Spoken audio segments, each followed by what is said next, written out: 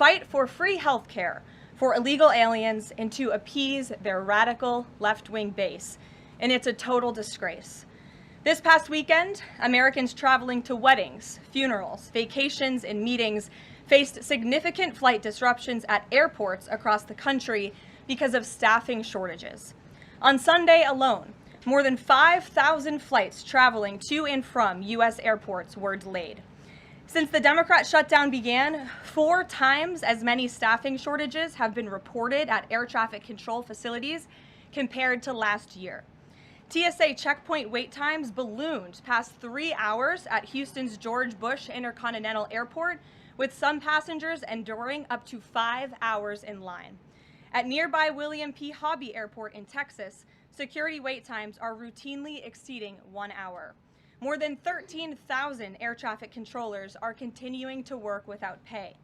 Because of the Democrats, these men and women who keep our airspace safe and moving will miss a second paycheck in a row this Friday if Democrats refuse to open the government. Let me be clear to our incredible air traffic controllers across the country. President Trump and Republicans want you to get your paychecks. They want you to be paid. Please call on your Democrat senators and tell them to side with President Trump and Republicans to vote to reopen the government. Our nation's 4 largest airlines, United, Delta, American, and Southwest, have now all endorsed the Republican, nonpartisan, clean funding bill to end the government shutdown. Major unions, collectively representing tens of thousands of pilots, have also joined the airlines in calling on Democrats to pass the clean, nonpartisan CR. The travel industry is also imploring Democrats to end the shutdown and reopen the government.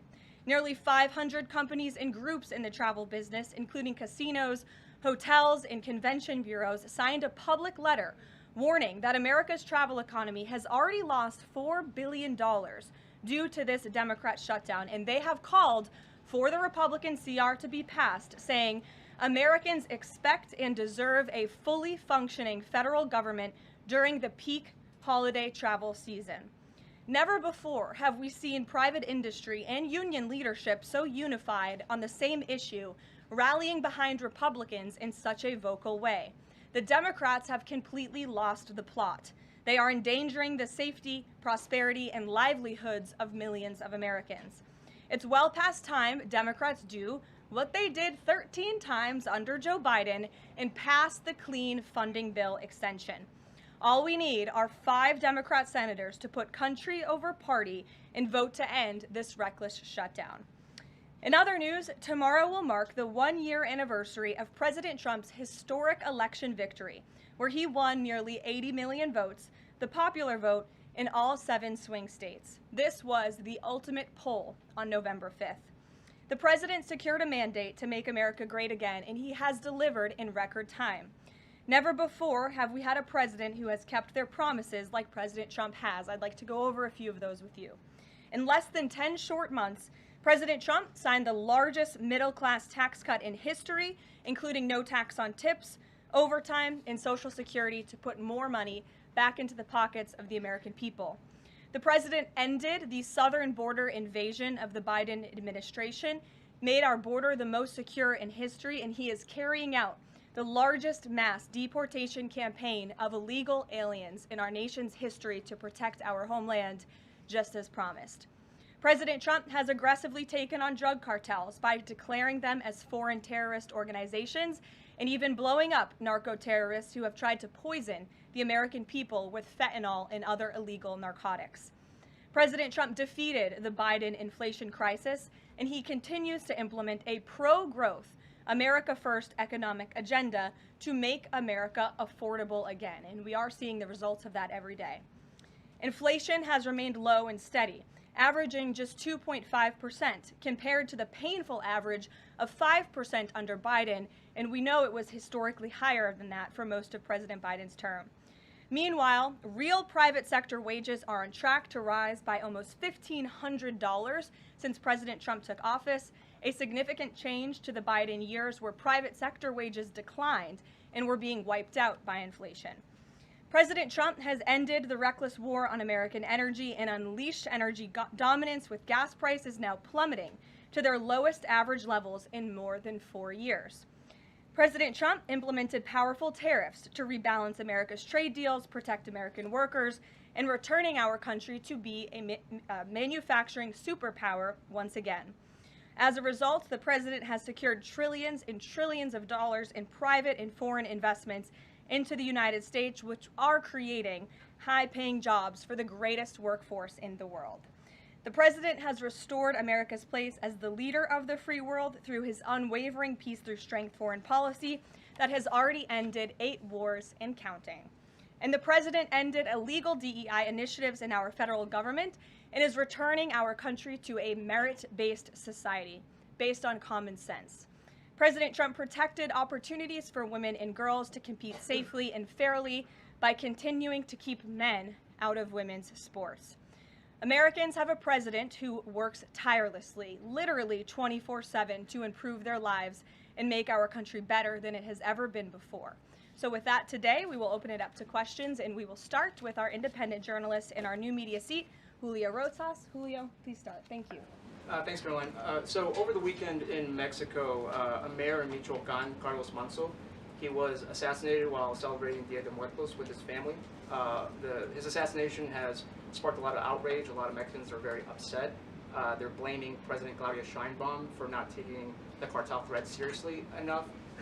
Yesterday, she said that, once again, she's not going to allow any foreign military intervention to take on the cartels on Mexican soil, and that Mexico is not going to pursue a drug war similar to what they've done in the past. So my question is President Trump satisfied with Claudia Sheinbaum's approach to cartels? And if not, has Manso's assassination kind of opened up some new options for the United States to pursue regarding cartels? Well, first of all, with respect to this specific news item and this alleged assassination that took place in Mexico, I know the Trump administration, we are aware of that, and of course we condemn all political violence anywhere in all forms. As for Claudia Sheinbaum and the president's relationship with her, I think he has a lot of respect for her as president of Mexico, and he also really appreciates the coordination that she has provided to the Trump administration. I can't speak for her and what she's doing internally in her country. I can speak for the president in saying we are continually pushing Mexico to do more to tackle the drug trafficking and the drug cartels within their country, and we are working with them in any way that we can. And the president has obviously used the full range of executive options in his authorities to crack down on drug trafficking at our southern border and to designate these cartels as foreign terrorist organizations and additional actions as well. Just one more question. Sure. So at the Antifa roundtable that we were at just last month, myself and the other panelists made the recommendation to the president for, speaking of foreign terrorist organizations, to have Antifa not just be a domestic terrorist organization, but be designated as a foreign terrorist organization since they have cells in other countries. He mentioned to Secretary Rubio, because he was in the room at the time, to look into that. So I just wanted to see if there's an update on that. Sure. That process is most definitely taking place. I don't have any announcements for you on that today, but I can certainly assure you the administration is working on it, and I'll check in on it and get back to you, Julio. It's a good question. Thank you very much. Jackie. Thank you, Caroline. Zoran Mamdani blamed the president for bomb threats and intimidation at polling locations. He said, quote, part of the general approach of the Trump administration has taken to intimidate voters with baseless allegations of voter fraud as a means of trying to repress the voice of Americans across this country.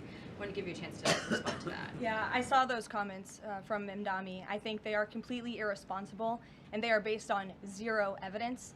And I think this is just another example of how the Democrat Party unfortunately stands for nothing. All they stand against is President Donald Trump.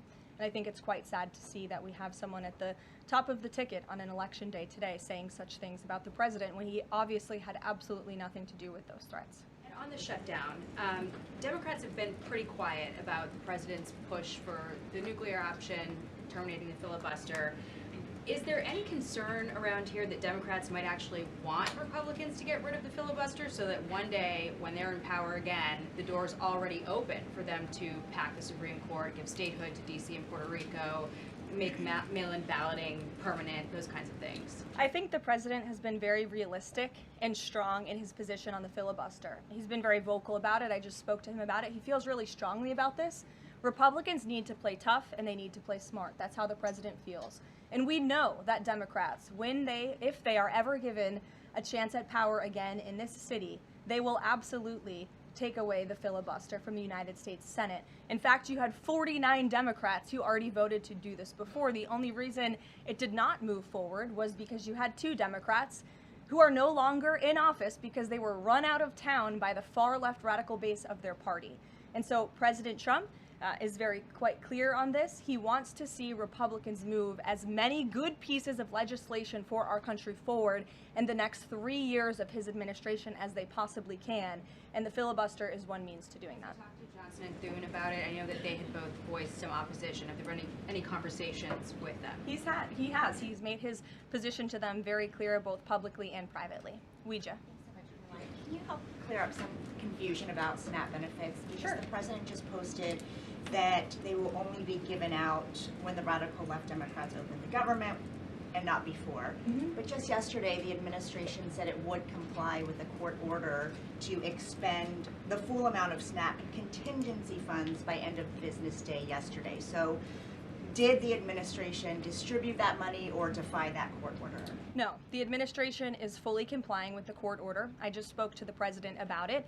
The recipients of these SNAP benefits need to understand it's going to take some time to receive this money because the Democrats have forced the administration into a very untenable position. We are digging into a contingency fund that is supposed to be for emergencies, catastrophes, for war. And the president does not want to have to tap into this fund in the future, and that's what he was referring to in his Truth Social post. So the Department of Agriculture, as for the latest SNAP payment in the judge's order, put out guidance to states today on how to get that money to the recipients of SNAP. But it's going to take some time. The best way to get the full amount of SNAP benefits to those beneficiaries is for Democrats to reopen the government. So to anyone who is a SNAP beneficiary at home who needs that assistance, and the president was just saying, this is for people who are truly needy, who need food, who need this assistance from the United States government. Democrats are holding it up and making it difficult for the administration to get those payments out the door. So if you are at home and you want your SNAP benefits, call the Democrats and tell them to reopen the government. Blocking that contingency fund for the future if this shutdown lingers on? Look, the president does not want to have to continue to dip into a contingency fund that doesn't even have enough money, by the way, to fund the full program. It takes $9 billion to get the full scale of the benefits out the door. This contingency fund only has about $5 billion in it. So again, Democrats need to reopen the government so we can get these benefits out the door for people who truly need them. Kate. Thanks. The president suggested that if Mamdani wins, that he would cut federal funding to New York. How much funding would be impacted? What would be impacted there? Well, look, we won't get ahead of the election results, nor will I speak to what the president may do in the future. We'll see how tonight goes, and then I'll let him speak on it further. And why did the administration exclude Democratic lawmakers? Last week there was a briefing about U.S. strikes on alleged drug trafficking boats. Why were those Democrats excluded? The administration has briefed Congress on these matters 8 separate times, and Democrats have been included in those briefings. In fact, I know that Secretary Rubio will be on Capitol Hill tomorrow to brief the Gang of 12, which includes Democrats as well. So the president's made it very clear, if senators want to understand the administration's operations against narco drug traffickers, we are very happy to speak with them about that, and we will continue to do so. But we've been incredibly transparent. As I said, there's been 8 briefings on this topic, with the 9th coming tomorrow. Rachel. Thanks, Caroline. There's been some reporting out there about the possibility of furloughed workers not getting back pay. We know that the president signed that bill into law in his first term. Does the administration guarantee that all furloughed workers will get back pay? This is something we are very much open to discussing with Democrats as part of the discussions about the continuing resolution to keep the government open, and it's something that Republicans are talking with Democrats about right now. I won't get ahead of those negotiations or discussions. That's a possibility that may not happen, even though it's law. I just said Republicans in the White House are very much open to discussing this with Democrats. And then just one last question. As this government shutdown now drags on, about to make history as the longest government shutdown in American history, can you talk about what the president is personally doing to try to see an end to this? He's pushing Republicans to keep voting and to keep opening up the Senate floor to vote for the clean continuing resolution. He had the Senate Majority Leader and the House Caucus Leader, Hakeem Jeffries, here at the White House to talk about this in the very early stages, to give them a chance to come to their senses and avoid this entire government shutdown at the very beginning, and they chose not to. And I think it's been very clear to everyone in this room and to everyone across the country that the Democrats are playing partisan politics with our United States federal government. And all Republicans have wanted to do for the last 35 days is reopen the government. That has been the president's position since day one. It is his position today on day 35. And all we need are 5 common sense Democrats with have a little bit of courage and come to the table and vote with Republicans. I saw Senator John Fetterman on television last night saying that he hopes more folks in his party will step up. And we certainly agree with him on that point. Sure. Caroline, the president posted on True Social that the voting underway in California is, quote, rigged. What evidence does he have of that, and what does it mean that mail-in ballots in that state are under legal and criminal review? By whom and why? And also, in this vein, does the White House still plan to issue an executive order banning mail-in voting, and what legal authority do you have to do that? The White House is working on an executive order to strengthen our elections in this country and to ensure that there cannot be blatant fraud, as we've seen in California with their universal mail-in voting system. It's absolutely true that there's fraud in California's elections. It's just a fact. It is just a fact. They have a universal mail-in voting system, which we know is ripe for fraud. And if you want to deny that, I'm happy to provide you all of the evidence for it. I'd be glad to send that to you after this briefing. Rigged. Fraudulent ballots that are being mailed in the names of other people, in the names of illegal aliens who shouldn't be voting in American elections. There's countless examples, and we'd be happy to provide them. As for executive action the White House is taking, yes, we are looking into that. And like any executive order, of course, any executive order the president signs is within his full executive authority and within the confines of the law. Stephen. Thank you, Caroline. I've got 2 questions I'd like to ask you about New York, but first I'd like to ask you about breaking news from the Attorney General. She revealed just about an hour ago that the Biden Justice Department seized President Trump's official first-term phone and subpoenaed his private phone records. Do you have a reaction to that? And also, do we know if they actually got those private call records? I saw the Attorney General's post on that. For additional questions, I would refer you to the Department of Justice, but I think this is just further evidence of the egregious overreach and weaponization of government that took place under the previous White House against then former President and now President Donald J. Trump. It was a clear effort by the Biden White House and the Biden DOJ to go after the president, and this is just further evidence of that. On New York, we've seen the president's messages that he's put out, but could you describe how he's feeling as a New Yorker watching this election? Well, the president is a New Yorker and he loves New York. It is his home. He talks about that all of the time, and he's made his thoughts on this election quite clear, I think, himself. In the back, yes, go ahead. Thank you. Over the weekend, there were reports. I was going to you in the green, but go ahead and then you can have your question. Thank you. Over the weekend, there were reports that President Trump was due to host President of Syria, Ahmed al-Sharia, on Monday. Do you have any preview for that meeting?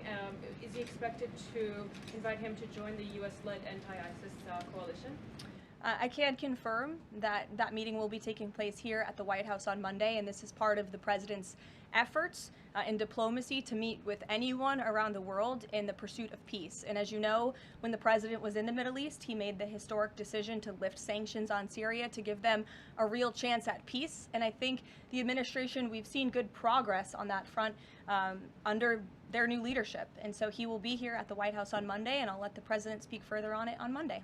Yes, go ahead. Thank you, Caroline. I was just curious, you had mentioned there that President Trump, as we know, has been speaking with Republican leaders in Congress about reopening the government. Is he involved in any other negotiations, and is he prepared to sign something if a deal does come out by the end of this week? On top of that, with SNAP benefits, does he have any authorities or considering any authority there to release more funds to help people who are desperately needing these benefits? So look, I think I've already answered the question on SNAP. We're complying with the court's order, and we're getting that partial payment out the door as much as we can and as quickly as we can, but it's going to take some time because, again, this is a prorated payment that we're tapping into a contingency fund for.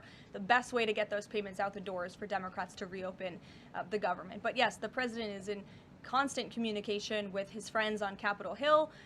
They know, they call, he answers, he picks up the phone. He's a very transparent president in that way. And as soon as the Democrats pass the clean continuing resolution, President Trump will be here to sign it. Michael. Thank you, Caroline. President Trump has threatened to go into Nigeria guns a-blazing if Nigeria's government does not stop the killing of Christians in that country. Has the White House heard back from Nigeria's government on this threat? As the president stated, Michael, if the Nigerian government continues to allow the killing of Christians, the United States will immediately stop all aid and assistance to Nigeria and may take action to wipe out the Islamic terrorists who are committing these horrible atrocities, especially against innocent women and children. I don't have any further announcements on that for you today, but I can assure you the President of the United States is watching this situation unfold very closely, as is our Secretary of State, Marco Rubio. Caroline, President Trump has endorsed Andrew Cuomo in New York City's mayoral race. He has not by name endorsed Winsome Sears in Virginia's gubernatorial race. Why is that? Look, as you know from this podium, I'm quite limited in what I can say with regards to ongoing political elections. I think the president has spoken for himself and what he wants to see take place in these elections today. Lalit. Thank you. I would like to ask you about India-US relationship. What is President's thoughts on the future of India-US relationship? I'm sorry, Lalit, can you repeat that? What is President's thoughts on future of India-US relationship? I think he feels very positive and strongly about it. As you know, he recently, a few weeks back, spoke to Prime Minister directly when he celebrated in the Oval Office Diwali with many high-ranking Indian American officials here at the White House. We have a great U.S. ambassador to India in Mr. Sergio Gore, who will represent our country very well. And the president and his trade team continue to be in very serious discussions with India with respect to that topic. So I know the president has great respect for Prime Minister Modi, and they speak pretty frequently. Thank you. Hi, yes. The air traffic controller crisis ongoing. Secretary Duffy said he will now start to cancel on ground flights next week to maintain safety. Should people fly next week given this new information, and is the administration encouraging people to stop flying altogether and look at alternative transportation modes? The administration is encouraging Democrats to reopen the federal government so this chaos and disruption to our air traffic control system in the United States of America stops. It is ridiculous that we have even gotten to this place and that the Democrats have continued to shut down the government with 35 days, our air traffic controllers continuing to work unpaid, every single major airline in our country coming out and begging the Democrats to please reopen the government. And you had a Democrat staffer who was quoted, I believe in Politico a few weeks back, saying, short of planes falling out of the sky, we are not going to reopen the government. That is a reckless and dangerous statement from someone who didn't want to put their name on that statement, but we know it came from the Democrat Party, and I think we're very clear. We want to reopen the government so we can resume travel in the safest and most efficient way possible, especially as we head into the busiest travel season of the month. We have Thanksgiving in a few weeks, and so Americans across the country need to make it very clear to their Democrat representatives that we want this government to be reopened so we can resume safe and efficient travel. Fran. Thanks, Caroline. As of last I checked, the president still had not commented on the death of former Vice President Dick Cheney. Is the White House involved in the funeral arrangements in any way? Does the president plan to speak at the funeral? Has he spoken to anyone in the Cheney family today? And does the White House have an opinion on whether or not the former vice president should lie in honor or state in the Capitol? I don't believe the White House is involved in that planning, or at least hasn't gotten to it yet. I know the president is aware of the former vice president's passing, and as you saw, flags have been lowered to half staff in accordance with statutory law. Jasmine. Thank you. Back on the question of the filibuster, how much political capital is President Trump willing to expend to get Republicans to do what he's asking? I mean, will we see him at the Hill? Will he be calling folks over here? What exactly is President Trump planning to do outside of these true socials and maybe some of these private conversations to get Republicans to fall in line? Look, I think you'll see. I think you'll see the president continue to engage very strongly and consistently with his friends on Capitol Hill. I don't have any meetings to read out for you at this time, but I think you should stay tuned and keep your eyes on Truth Social on this matter. The president's making his position on it quite clear. And again, he is right. Republicans need to play tough. We know that this is what the Democrats will do if they are ever given the keys to power again. And he wants to pass as many good pieces of legislation as we possibly can for our country and for our people. That includes election integrity reforms. It includes additional tax policy. It includes, fixing our immigration system further in ways that only Congress can. And the president fears with a Democrat Party that is so radical and opposes everything he does and everything he says, this is the only option for Republicans to move forward. Karen. In a second question, President Trump said to CBS in the 60 Minutes interview that he did not know the Binance founder, which he pardoned. What exactly did he mean for that? I know it caused He means he does not know him personally. He means he does not have a personal relationship with this individual. And when it comes to pardons, the White House takes them with the utmost seriousness, and the president understands the responsibility that he has as president to issue clemency and issue pardons to individuals who are seeking that.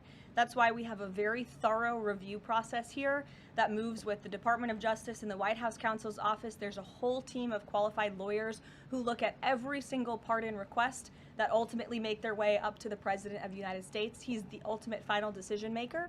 And he was very clear when he came into office that he was most interested in looking at pardoning individuals who were abused and used by the Biden Department of Justice and were over-prosecuted by a weaponized DOJ.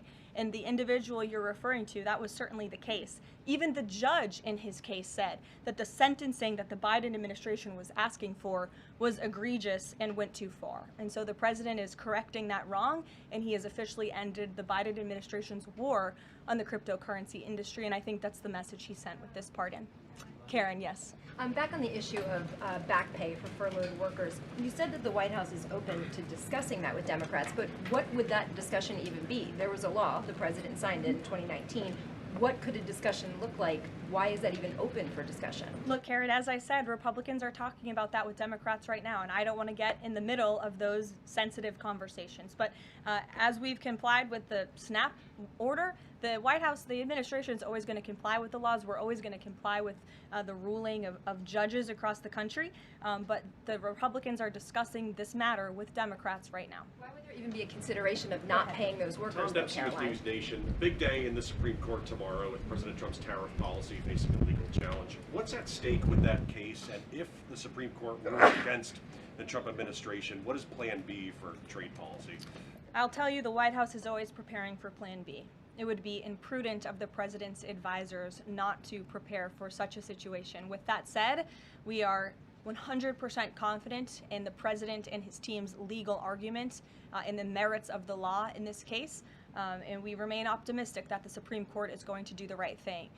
The importance of this case cannot be overstated. The president must have the emergency authority to utilize tariffs. Look at what President Trump has been able to do with the leverage and the power of tariffs. He's been able to sign peace deals all over the world and end global conflicts and literally save lives. He's been able to bring in trillions of dollars of investments into our country. In fact, this year alone, we are going to cut the deficit by $600 billion, namely because of the president's effective use of tariffs. And the president strongly believes that economic security is a matter of national security, and tariffs have a lot to do with that. And this case is not just about President Trump. It's about the use of this emergency authorization for tariffs for future presidents and administrations to come, and we're confident and hopeful that the Supreme Court will do the right thing. Kristen. Why did President Trump get an MRI during his recent visit to Wall Street?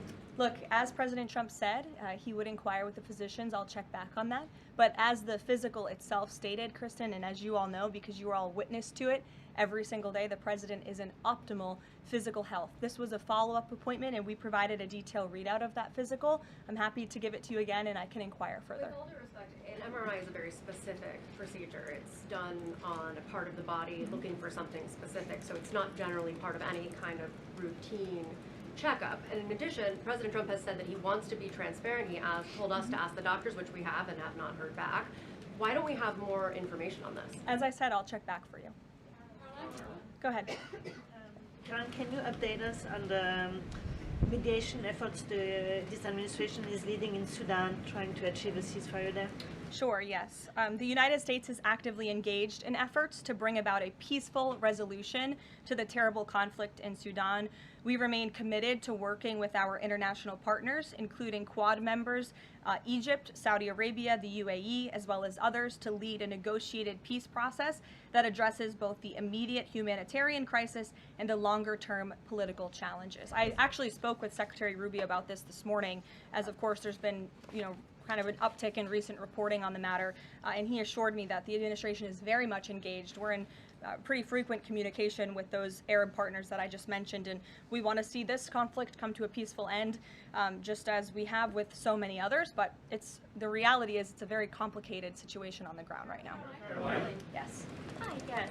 Just trying to go back into the subject of Mexico. Is the Trump administration planning to send U.S. troops to Mexico to combat drug cartels, as reported by other outlets? That's not something I would confirm from this podium if it were happening, so I will not comment on that. Eamon. Thank you, Caroline. Why did the president decide not to go to the Supreme Court tomorrow? He'd indicated earlier that he might want to go and attend in person. Yeah. And now he's saying he's not going to go. Why? The president did have an interest in attending the Supreme Court hearing tomorrow, as I just expressed how important it is to him, the administration, and the country, this case. But he is traveling to Miami tomorrow, as you all know, to give an economic address with the mayor of Miami and many global business leaders to talk about his historic success with the economy over the past 10 months and talk about sort of where we are headed as a country in terms of our economy. So he'll be traveling tomorrow on the road in Miami. That's why he won't be here, but Secretary Scott Bessent will be in attendance at the hearing tomorrow at the request of the president. He has said that he doesn't want to export the high-end NVIDIA chips to China, but the Wall Street Journal reported yesterday that there was some question about whether the president would raise this as a possible concession with the Chinese side during his meeting with Xi Jinping. So does the White House consider NVIDIA chip exports to China to be a closed issue right now, or is this an ongoing negotiation between the United States, China, and NVIDIA at this point? The president has made his position on this very clear, both to the Chinese and also to all of you. He's answered this question directly. As for the most advanced chips, the Blackwell chip, that's not something we're interested in selling to China at this time. Annie? Does the president think that the results of the Virginia or New Jersey gubernatorial races tomorrow, or statewide races tomorrow, will in any way reflect a voter sentiment towards his administration? Look, Annie, I'm not at liberty to talk about the election results, and I certainly won't get ahead of them. I'm not going to engage in hypotheticals that may or may not happen tonight. We'll have to watch and see. And I'm sure you'll hear directly from the president tomorrow on that point. Snap, just really quickly. Is there anything that prompted the president's tweet this morning? Because it did seem quite different from some of his other communications about SNAP. It seemed a little bit out of the left field. I'm just wondering if he had a conversation or if there's anything you're aware of that caused him to decide to, at around 11 o'clock, to send out that message. Look, the president is constantly well read on the news, as you know, and he's very much aware we are in day 35 of a government shutdown in which these SNAP benefits, were pushing them out the door. USDA put out that guidance to the states this morning. The president was aware of that, and he wants to make it very clear that these benefits are in jeopardy because of the Democrats, and they should just open the government so that we can continue getting these funds out the door in an easier and more efficient way.